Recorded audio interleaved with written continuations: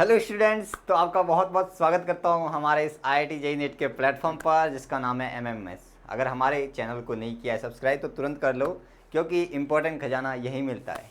ठीक है, तो अपन ने मैग्नेटिक वाला चैप्टर कंप्लीट कर दिया था लास्ट लेक्चर में, और आज मैं आपके लिए लेके आया हूँ लेक्चर दैट इज़ EMI का फुल फॉर्म आप जानते होंगे, इलेक्ट्रोमैग्नेटिक इंडक्शन। ठीक है, तो वो आज अपन इस आज के लेक्चर में कंप्लीट करेंगे। ठीक है, और इनमें कौन कौन से टॉपिक इंपॉर्टेंट है वो कवर करेंगे, बहुत सारी चीज़ें देखेंगे। ठीक है, तो शुरू करते हैं बिना टाइम वेस्ट किए आज का लेक्चर। ठीक है, तो इसमें क्या क्या पढ़ने वाले हैं। सबसे पहले अपन फैराडेज लॉ और लेंज लॉ पढ़ेंगे, मोशनल EMF पढ़ेंगे। ठीक है, इंड्यूस इलेक्ट्रिक फील्ड पढ़ेंगे, है ना, ड्यू टू मैग्नेटिक फील्ड में चेंज के कारण, और self inductance and LR circuit, और लास्ट में अपना जो टॉपिक रहेगा दैट इज म्यूचुअल इंडक्शन, है ना। ये अपना आज का सिलेबस रहने वाला है आज के लेक्चर का। ठीक है, तो वन बाय अपन कवर करते हैं। चलो, तो मैग्नेटिक फ्लक्स, इसको पढ़ने से पहले अपन मैग्नेटिक फ्लक्स, फेराडेज लॉ और लेंज लॉ को पढ़ने से पहले अपन मैग्नेटिक फ्लक्स पढ़ लेते हैं। तो मैग्नेटिक फ्लक्स क्या बोलता है कि कोई भी अगर अपने पास सरफेस, ठीक है, सरफेस मान लो एरिया है, इसमें से कितनी फील्ड लाइन जा रही है मैग्नेटिक की, है ना। ठीक है, नंबर ऑफ फील्ड लाइन, है ना, number of magnetic field line crossing the cross section area, यानी यही लिखा है, number of magnetic field line passing through a surface is called a magnetic flux, ये बोलते हैं। लेकिन अगर अपन मैथमेटिकली लिखना चाहें तो इसको कैसे लिख सकते हैं। ठीक है, तो वो अपने पास, जैसे कि मान लो कि अपने पास एक यूनिफॉर्म मैग्नेटिक फील्ड है इस तरफ, और ये क्रॉस सेक्शन एरिया है, तो अगर फाई इसका लिखना चाहेंगे तो वो होता है B डॉट ए वेक्टर। ठीक है, ये अपने पास होता है B vector dot A vector, यानी कि दोनों का डॉट प्रोडक्ट होता है। बात समझ में आ गई क्या। ठीक है, तो यही है मैग्नेटिक फ्लक्स, फाई से रिप्रेजेंट करते हैं। और नॉन यूनिफॉर्म की अगर बात करो तो अपन क्या कर लेंगे, वहाँ पे इंटीग्रेशन कर लेंगे ना, छोटा सा मान लेंगे अपन वहाँ पे डी फाई, और वो हो जाएगा अपने पास D डॉट डी ए। और अगर मुझे पूरा कंप्लीट लिखना है तो क्या कर दूंगा, मैं इंटीग्रेशन कर दूंगा।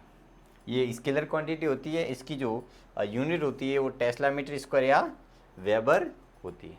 ठीक है, ये आपको याद रखना है ना, टेस्ला इसकी होती है और मीटर स्क्वायर, या इसका अगर दूसरा वेबर होती है, याद रखनी है सारी चीज़ें।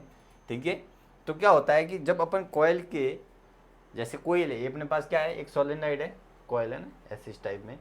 ठीक है, और मैं देखता हूँ कि इस कॉयल के पास से अगर एक बार मैग्नेट इसमें पास कराता हूँ, है ना, यहाँ पे पास कराता हूँ, मान लो पास में लेके जाता हूँ, दूर लेके जाता हूँ, तो ऐसा देखा गया यहाँ पे अगर मैं एक लगाता हूँ, अगर ये कंप्लीट अपने पास सर्किट है और यहाँ पे एक अमीटर लगाता हूँ, तो मुझे इस अमीटर में जो नीडल है वो डिफ्लेक्ट होती हुई नज़र आई।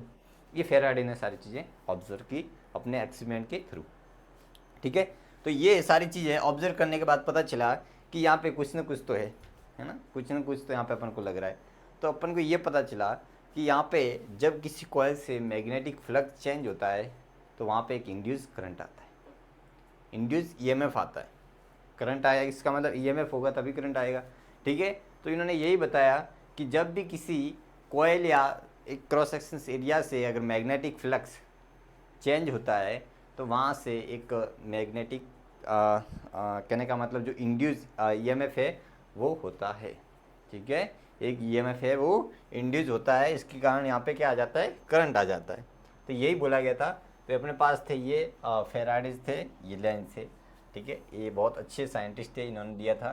ठीक है, इन्होंने मैग्नीट्यूड के बारे में बताया था और इन्होंने डायरेक्शन के बारे में बताया। ठीक है, मैग्नीट्यूड, तो अगर बात करूँ ये, जैसे मान लो कॉयल है, ठीक है, तो यहाँ पे अगर मैग्नेटिक फील्ड लाइन जाएगी, देखो ध्यान से, मैग्नेटिक फील्ड लाइन जाएगी, और आप देख के पता चल रहा होगा यहाँ पे कि यहाँ पे जैसे जैसे यहाँ पे अगर मान लो कि नीचे आ रहे हैं ना, मैग्नेट नीचे आ रहा है बार मैग्नेट, तो यहाँ पे जो फील्ड लाइन है वो इंक्रीज हो रही है ना, फ्लक्स है वो इंक्रीज हो रहा है, क्योंकि यहाँ पे मैग्नेटिक एरिया तो सेम ही है, इस कॉइल का जो एरिया है that is same, but here magnetic field is very, है ना, यहाँ पे वेरी कर रही है।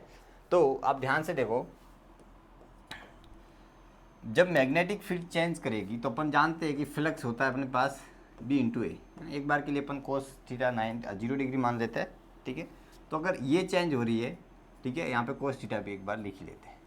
तो अगर इसमें से तीन चीज़ों की वजह से वेरी कर सकता है ना, जो फाई है, वो तीन चीज़ों पे डिपेंड कर रहा है।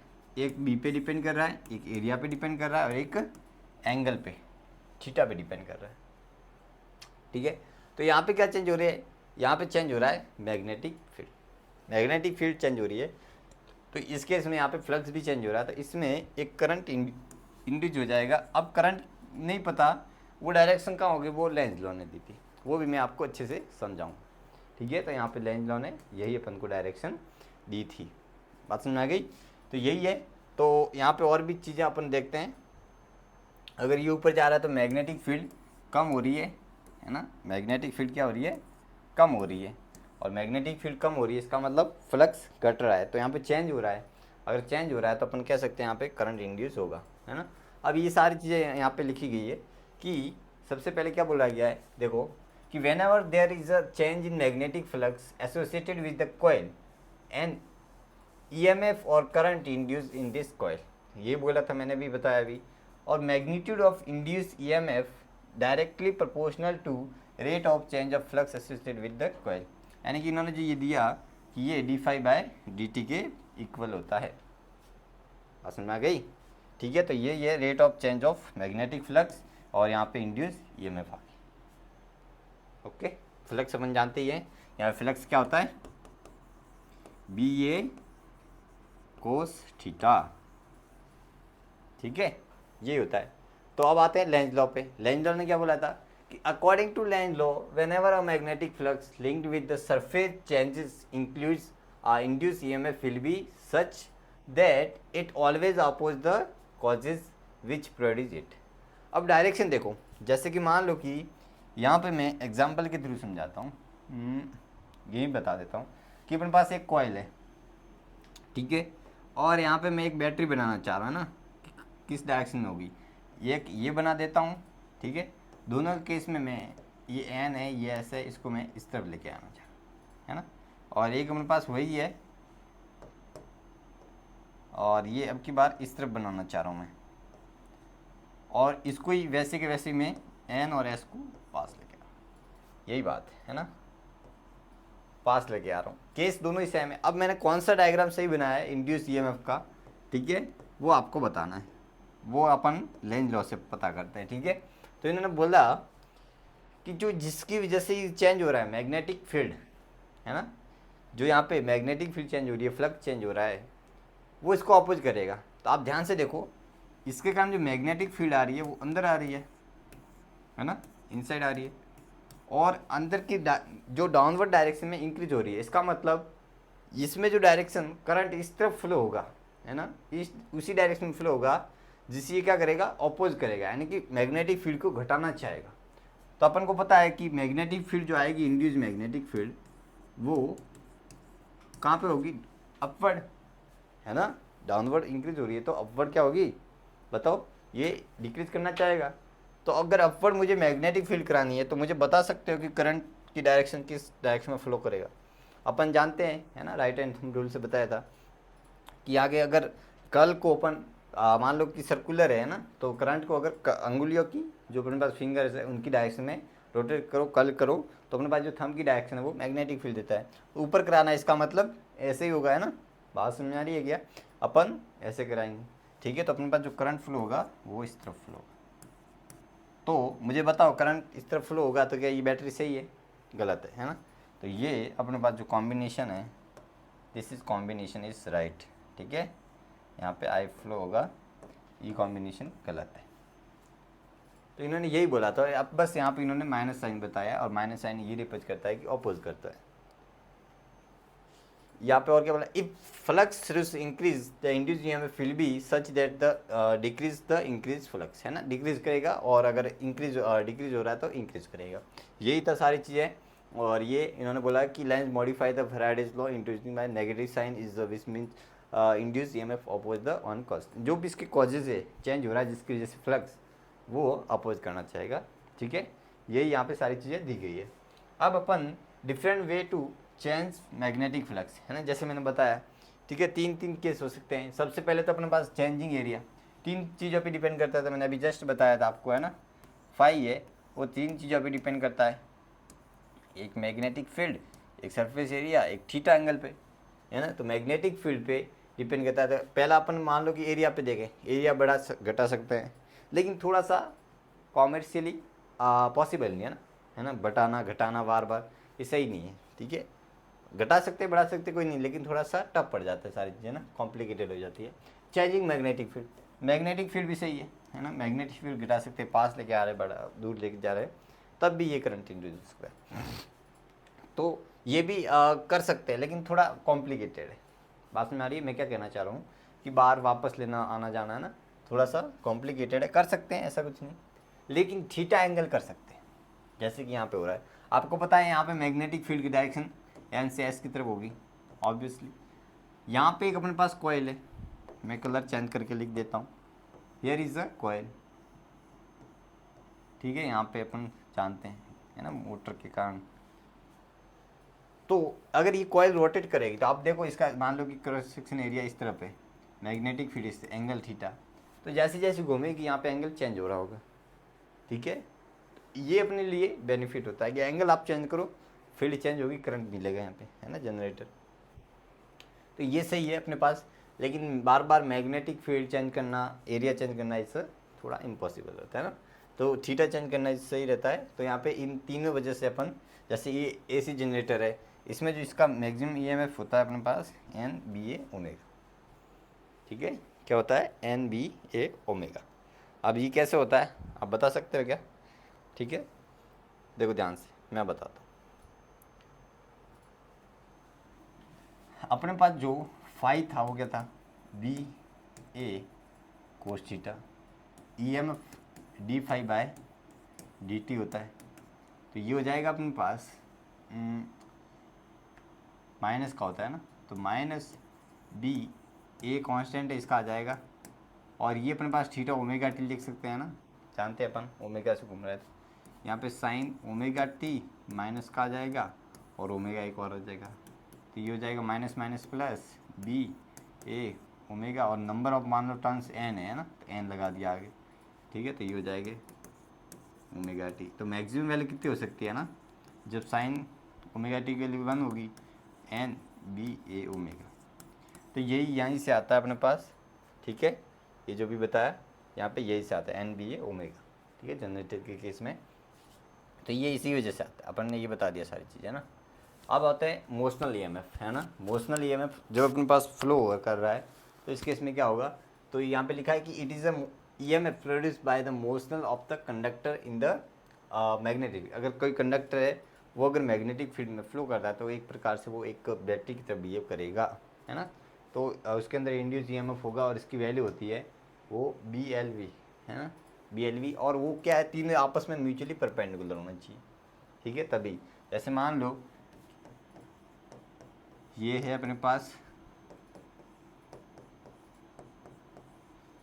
Magnetic field inside to the inside and perpendicular to plane, है ना। ये अपने पास मैग्नेटिक फील्ड है, और ये अपने पास है रोड, और इस तरफ जा रही है। तो आप ध्यान से देखोगे एल इस तरफ है ना, पाए में, वी एक्स में, और बी क्या है, जेड में, ठीक है। तो ये आपस में परपेंडिकुलर है, तो इसका जो ई एम एफ इंड्यूस होगा, है ना, वो बी एल वी। और इसकी जो पोलैरिटी होगी, है ना, एक प्रकार से ये बैटरी की तरह बिहेव करेगा रोड, है ना। अब ये ऐसे करेगा बैटरी, या अपने पास ऐसे होगी, इन दोनों में से आपको बतानी है, ठीक है। तो वो बता दूँ कैसे होगी। तो आप ध्यान से देखो, आपको कुछ और नहीं करना है, वी क्रॉस बी करना है ना, वी क्रॉस बी करना है। तो वी क्रॉस बी जो थंब की डायरेक्शन होगी, है ना, थंब की डायरेक्शन वो पॉजिटिव टर्मिनल को रिप्रेजेंट, यानी कि ये अपने पास कॉम्बिनेशन सही है, ये नहीं बनेगा, ठीक है। तो एक प्रकार से ये ऐसे पॉजिटिव नेगेटिव, है ना, इसकी तरह बिहेव करेगा। तो ये अपने पास होते हैं मोशनल ईएमएफ, और ये बी एल वी, है ना। Above the formula is valid, ये आपस में म्यूचुअली परपेंडिकुलर होना चाहिए इस इधर, यही बताया। Positive terminal of battery in the direction of is given we cross, मैंने जो भी बताया ना, वी क्रॉस बी करो आप, तो जहाँ पे ये बताएगा अपन को वहाँ पे पॉजिटिव टर्मिनल लेना है, जैसे यहाँ पे वो ऐसे बन रहा था ना ये। तो आगे बढ़े, चलो। तो अगर एंगल थीटा पे है ना, आप ध्यान से देखो, अब मान लो कि ये क्रॉस इनसाइड है, वी एल है, ये वी है ना। ये मान लो एंगल थीटा पे, सही बोला मैंने। तो एंगल थीटा पे तो अपने पास जो बनेगा अब की बार ई, वो होता है बी वी एल, है ना। बी वी एल क्या बनेगा बताओ। देखो दो कंपोनेंट बनेंगे एल के, कौन कौन से। ये बनेगा एल कोस थीटा, और एक बनेगा अपने पास एल साइन थीटा, ठीक है। तो एल कोस थीटा तो इसके पैरेलल है ना। तो पैरेलल तो यहाँ पे जीरो हो गया, परपेंडिकुलर वाला आ जाएगा, तो यानी कि एल साइन थीटा लेना पड़ेगा। तो ये हो जाएगा बस आपको, है ना, ये लिखना है। बात में आ रही है मैं क्या कहना चाह रहा हूँ, ठीक है। तो ये आपको लिखना है, आगे बढ़ें चलो।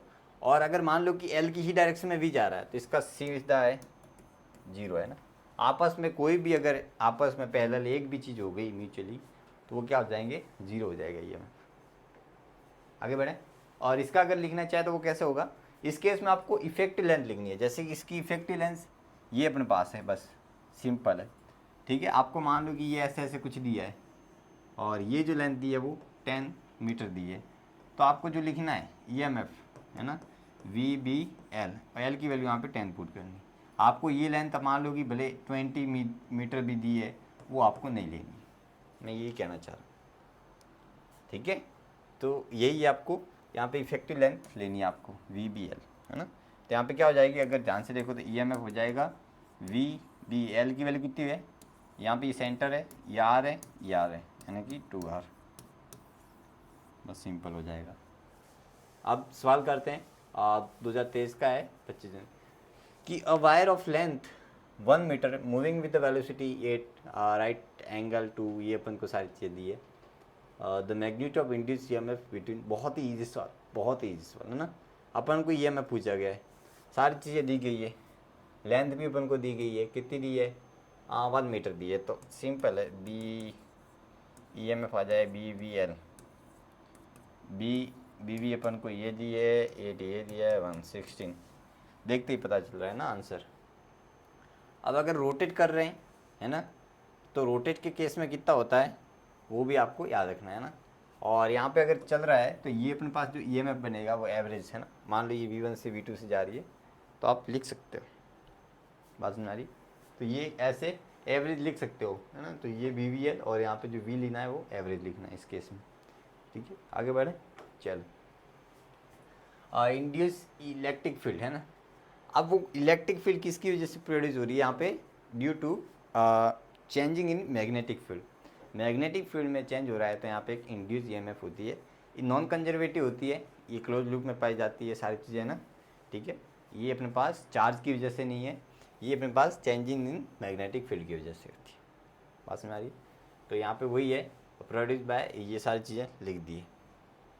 अब सिलेंड्रिकल मैग्नेटिक जोन, है ना, यहाँ पे एक बार डायग्राम का थोड़ा हाँ, तो ये अपन को पास EMF का फॉर्मूला अपने पास ये था, ठीक है, ये जानते ही है अपन, E.R.dr, ये सारी चीज़ें आपको पता ही है। अब इनसाइड जो अपने पास होता है मैग्नेटिक फील्ड एक सिलेंडर के अंदर, है ना, जो अपने पास इलेक्ट्रिक फील्ड होती है वो ये होती है, और आउटसाइड होती है वो आपको ये फॉर्मूले दोनों याद रखना है ना। इनसाइड ये होती है -R/2, और ये होती है कैपिटल -R²/2R, है ना। तो induce electric field is non electrostatic and non conservative in nature, also form on close loop. तो मैंने ये बताया आपको सारी चीज़ें, यही है। तो यहाँ पे अगर बात करूँ तो ये क्लोज लूप में पाई जाती है ना। यहाँ पे क्या लिखा है कि valid for electric field as well as for magnetic field, है ना। मैग्नेटिक फील्ड के केस में अगर बात करें तो ये क्लोज लूप में पाई जाती है, ठीक है। अदरवाइज ये होती है ना, दो ये होते ही नहीं, पॉसिबल ही नहीं होता। लेकिन मैग्नेटिक फील्ड की बात करें ना, अब बात करते हैं अपन सेल्फ इंडक्टेंस की, है ना, सेल्फ इंडक्टेंस की। तो एक ऐसा फिनोमिनन जहाँ पे इंडक्शन इंड्यूस होता है EMF, वो दूसरी कॉइल की वजह से। अगर मान लो कि मैं एक कॉइल में करंट फ्लो करा रहा हूँ, इसकी वजह से मैग्नेटिक फील्ड जनरेट होगी। और अपने पास एक जहाँ पे अपन नॉन सोर्स वाले, है ना, एक कंडक्टर लेके आ रहे हैं उसको पास में, तो उसकी वजह से यहाँ पे फील्ड चेंज होगी, तो मान लो कि उसके लूप में करंट फ्लो होना शुरू कर देगा। तो इस फिनोमेनन को बोलते हैं अपन सेल्फ इंडक्टेंस, है ना। तो यहाँ पे वही लिखा है कि it is phenomena of induce of induction of EMF in coil due to its own current. Due to this property of coil opposes the change in current. हाँ, ये सारी चीज़ें लिखी गई है, तो यही है। और बात करें यहाँ पे ये, तो अपने पास जो फाई आता है वो प्रोपोर्शनल टू आई आता है, और यहाँ से एल आता है कांस्टेंट, इसको बोलते हैं सेल्फ इंडक्टेंस, है ना।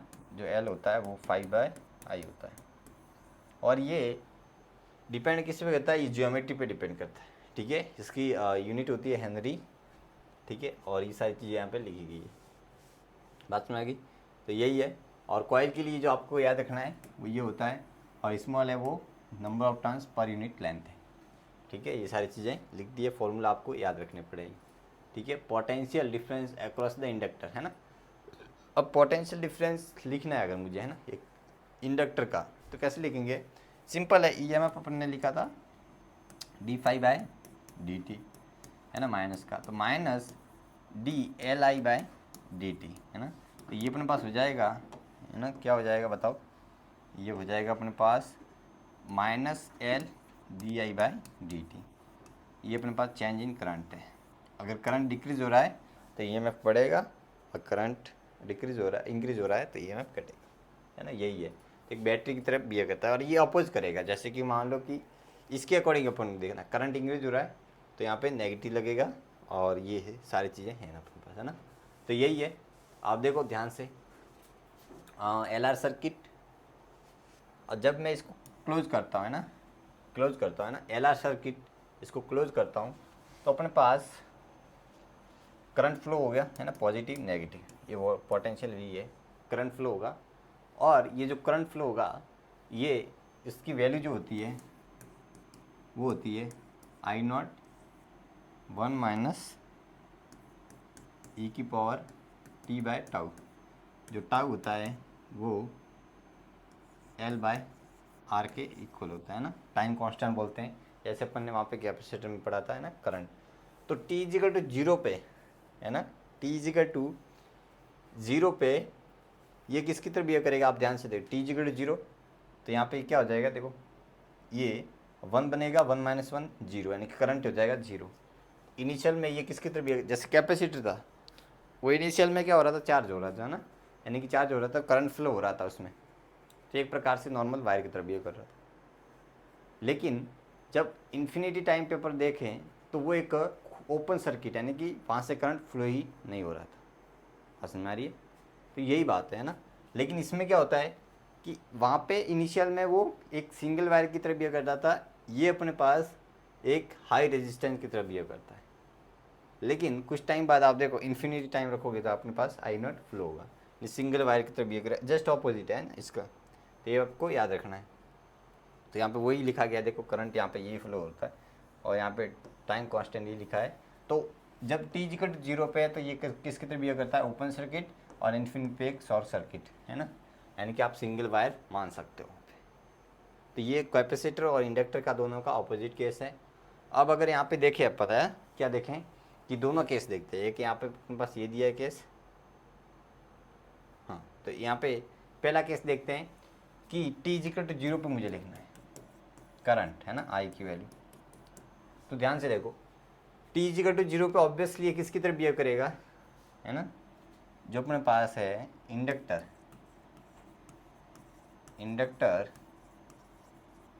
Behave like high resistance, very high resistance, है ना। तो अपन कह सकते हैं कि जो करंट फ्लो होगा सीधा यहाँ से होगा, I की वैल्यू यहाँ पे 0 हो जाएगी, है ना। तो कितने हो गए, अगर मैं I लिखना चाहूँ तो ये 14V/R, ये हो गया अपने पास 18, है ना, एम्पियर हो जाएगा ये। और दूसरा अगर केस बात करें t=∞ पे, तो t=∞ पे inductor behave like a single wire की तरह बिहेव करेगा ना, नॉर्मल।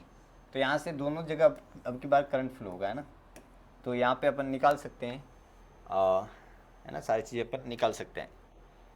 तो कैसे लिखोगे, देखो ये अपने पास आई बनेगा 14 और आर इक्वलेंट क्या बनेगा, ये 3 और ये 6, कितना बना 2 बना, 2 और ये 12, 14 यानी कि 1 एम्पीयर आ जाएगा। तो ये ऐसे करना है बस आपको, है ना। तो यही है। और मैग्नेटिक फील्ड जो अपने पास एनर्जी होती है store per unit volume, magnetic field is called magnetic density. और इसकी जो वैल्यू होती है ना, वो होती है अपने पास B²/2μ0, है ना। ये होती है अपने पास μ0, है ना, यही होती है। जैसे अपन ने वहाँ पे डेंसिटी लिखा था 12ε0E², है ना। सिमिलर यहाँ पे यही है B²/2μ0। ये अपने पास डेंसिटी, एनर्जी डेंसिटी होती है, ठीक है, पर वॉल्यूम में, आपको सारी याद। और एनर्जी इन इंडक्टर होती है अपने पास U=12LI², ठीक है। जैसे आपने देखा था कैपेसिटर के अंदर क्या लिखा था अपन ने, ½ CV², तो यहाँ पे सिंपल है ½ LI²। यही फॉर्मूले हैं, आपको सारे याद रखने हैं ना। तो यही है। अब म्यूचुअल की बात करें तो यहाँ पे क्या होता है, कुछ और नहीं, वहाँ पे तो खुद के ही कारण खुद में ही हो रहा था, है ना, खुद के कारण, करंट के कारण खुद में हो रहा था। यहाँ पे अपन एक कॉइल दूसरी ले लेते हैं, ठीक है। तो अगर मैं यहाँ पे चेंजेस करता हूँ तो यहाँ पे अपन को डिफ्लेक्शन मिलता है ना। यहाँ पे मैग्नेटिक फील्ड की वजह से यहाँ पे कॉइल में मैग्नेटिक फील्ड चेंज होगी, तो यहाँ पे करंट इंड्यूस होगा। तो यहाँ पे वही है। तो ध्यान से देखो, ये अपने पास